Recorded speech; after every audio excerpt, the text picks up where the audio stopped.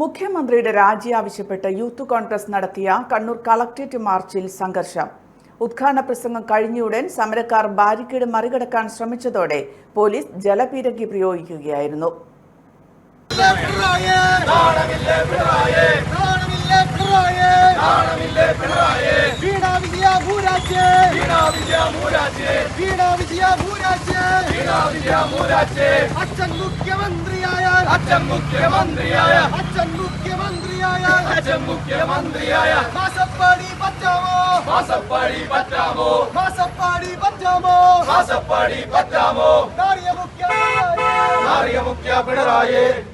മുഖ്യമന്ത്രിയുടെ മകൾ വീണ വിജയനെ മാസപ്പടി കേസിൽ പ്രതി ചേർത്ത സാഹചര്യത്തിൽ മുഖ്യമന്ത്രി രാജിവെക്കണമെന്നാവശ്യപ്പെട്ടുകൊണ്ടായിരുന്നു യൂത്ത് കോൺഗ്രസ് കലക്ടറേറ്റ് മാർച്ച് നടത്തിയത്.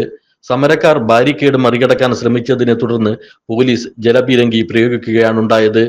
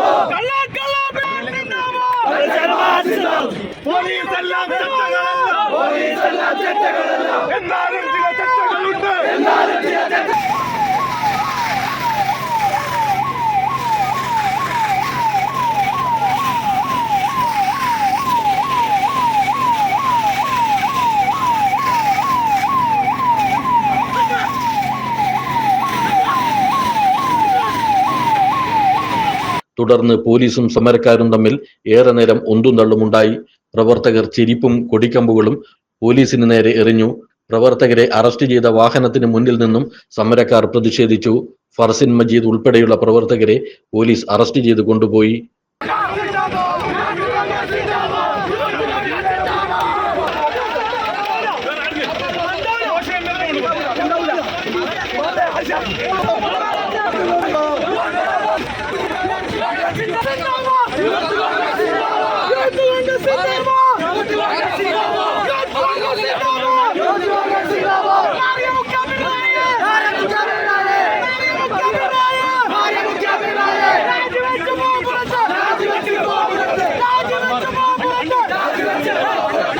KPCC അംഗം ടി.ഒ. മോഹനൻ സമരം ഉദ്ഘാടനം ചെയ്തു.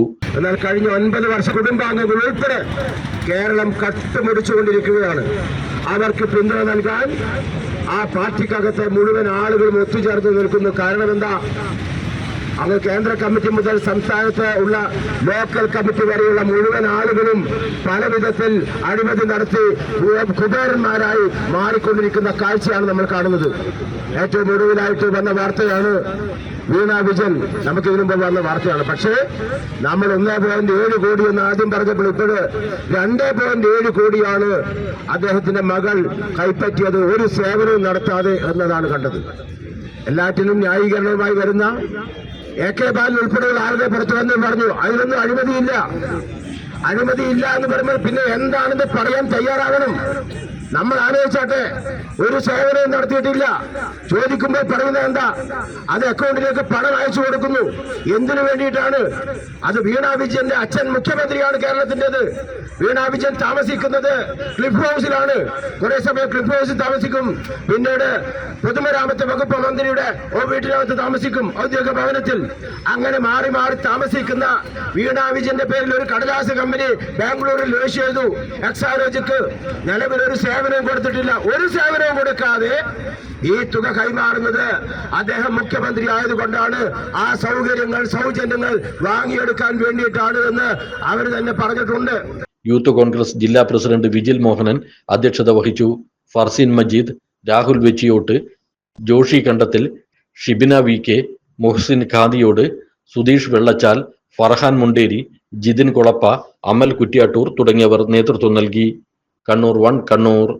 മാതാറാസ് India hospital, Pamban Madhavan road, Thalap, Kannur. Phone 04972761360.